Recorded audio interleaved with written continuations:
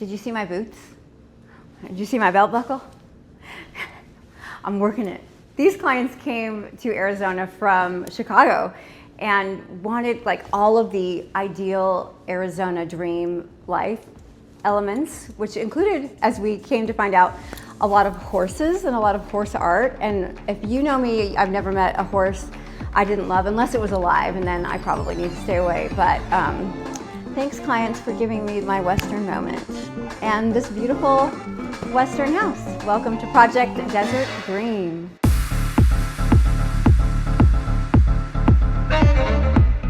Okay, so this is the kitchen, and full transparency, when we first did this house, we furnished it and we didn't remodel the kitchen, but we had made a plan. And the clients for whom this is a second home wanted to make sure that they loved it and they were going to stay in this house before we remodeled the kitchen, but now we have. And we have added a full pass-through window. We did these beautiful new cabinets and countertops. The countertops are sapien stone. It's called Calicata Macchia, and if you are looking for a substrate, a surface that looks like marble but isn't, this is the only one that we will use. It's our approved one. And then distinctive custom cabinetry, built all new cabinets for this kitchen.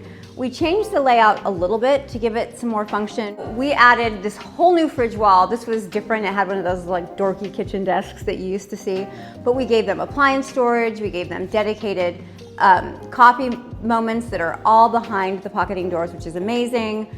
We relocated some dishwashers, relocated a microwave, just made this work for them. And the great part is that they had gotten to live here first, so that they really knew what they wanted. And the most exciting thing for our clients was that they were ready to do a blue stove. So this is an ILVE range, and we love the color. It's this kind of steel anthracite blue happening.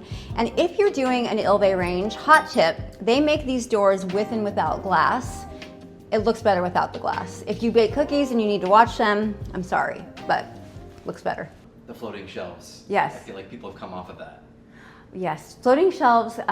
What happened was, in the farmhouse era, we all went a little too nuts with the floating shelves. They were everywhere.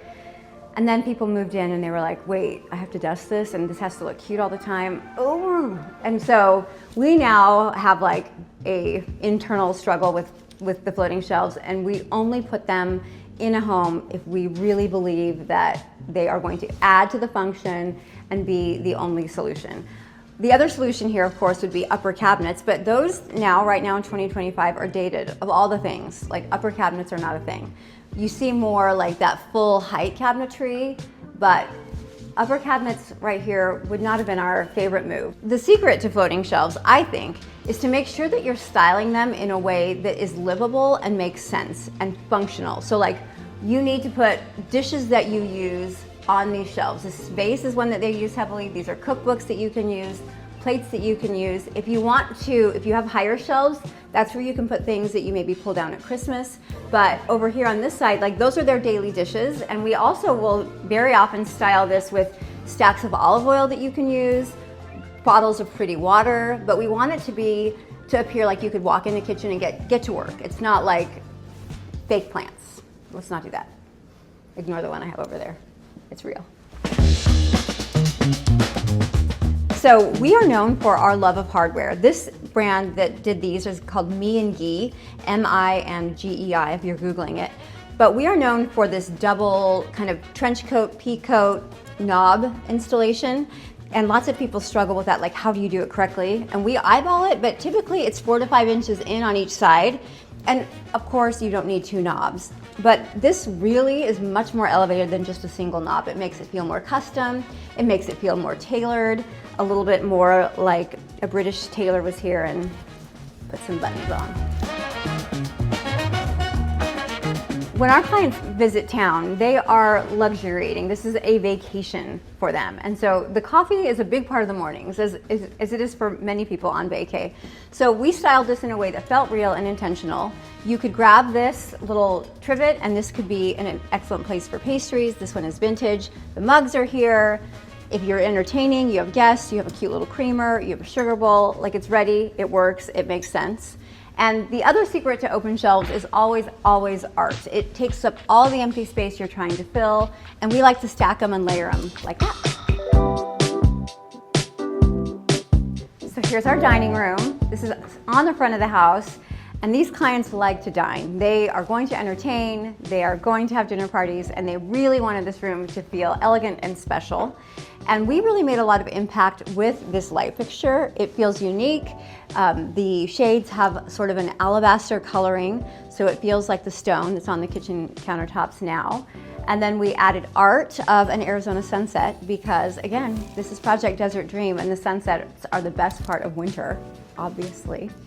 And we did some custom seating here, a mix of materials. You don't ever want your end chairs and your side chairs to be the same. That's just a little hot tip from a lady who has a lot of opinions. And this is our bar, and we're still working on it. We're missing a couple light fixtures and controversial opinion.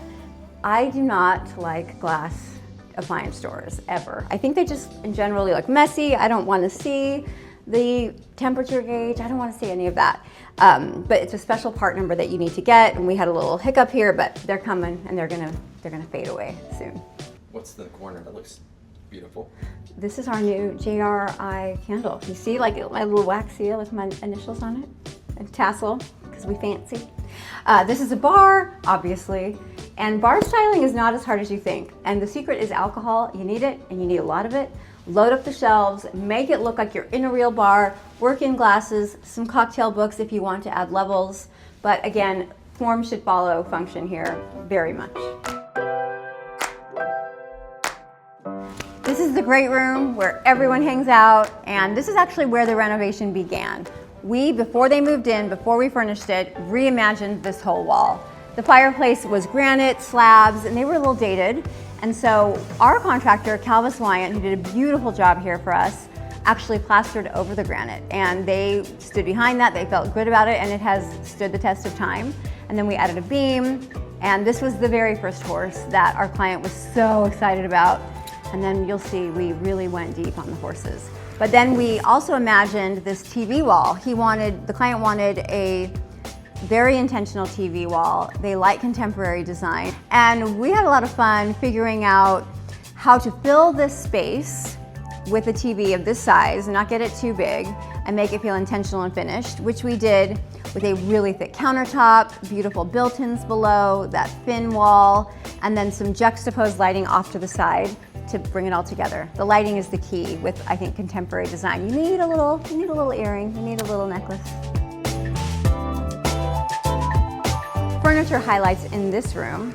The client had seen a photo of this end table somewhere, and it was custom, and so we had to have that built for her, but she was very devoted to this very cute pagoda style.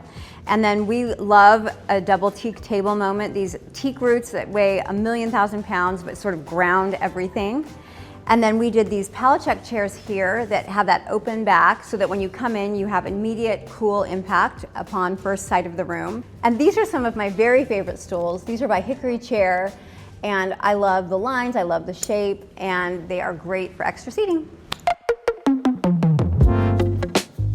So the vibe of the house in general is pretty masculine, but the client really, really wanted this bedroom, the primary bedroom, to feel feminine. So it feels a little bit different from the rest of the house.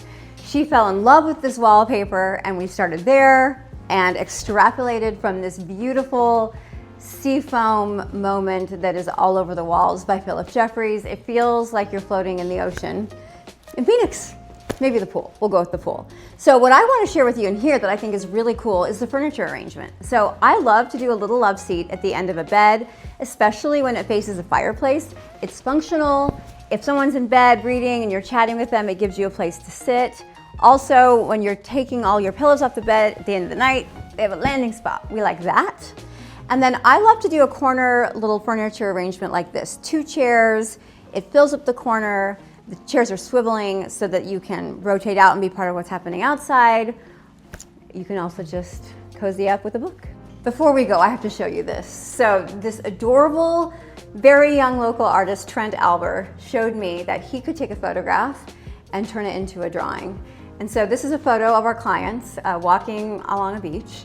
And it was this big, and he made it this big out of graphite, and I think it's spectacular. And I love the way that the water stories play with the wallpaper. Trent, you killed it. So this is the theater, and it's right off of the great room on the other side of this double-sided fireplace. And they wanted it to be dark and moody and a vibe. And you know, that's my specialty, so in we came. We treated the walls with walnut fin paneling, and it is exquisite.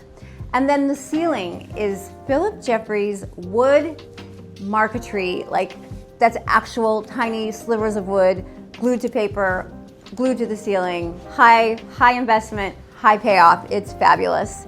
And then we were able to bring in some of that sunset painting that was in the entry in this beautiful Moss Studio sectional that is probably the most comfortable one in the history of JRI. I love it. We have art coming. It's on its way. It's not my perfect world every day.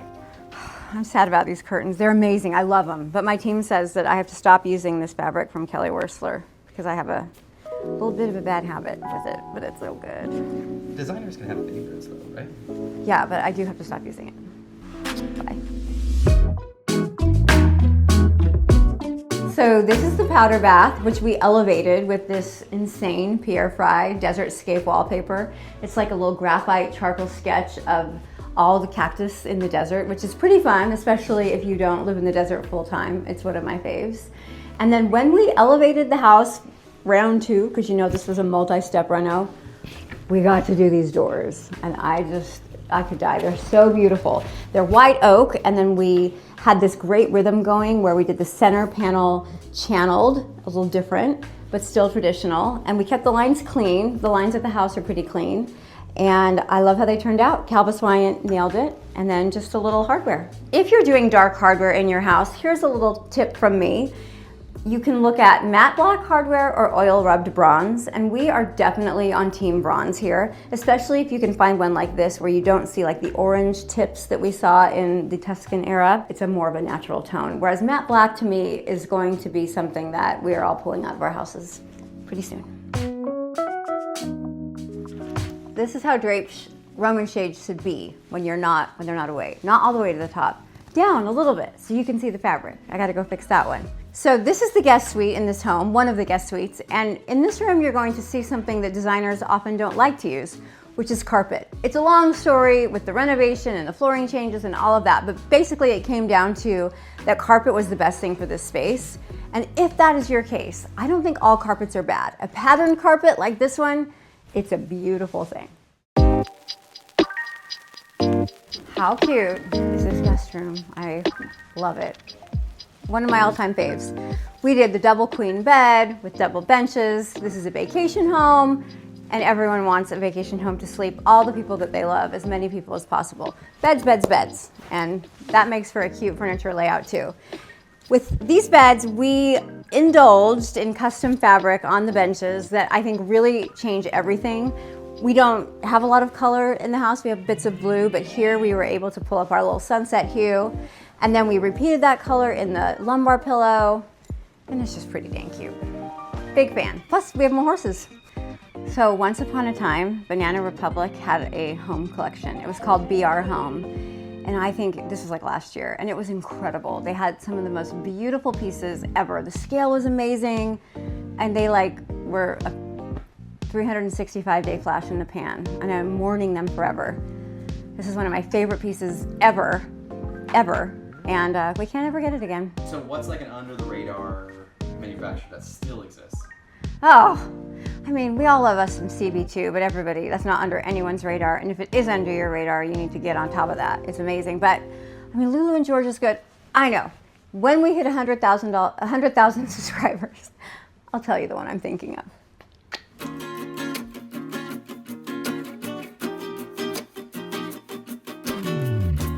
Thanks for hanging out with me at Project Desert Dream and my cultural appropriation belt buckle.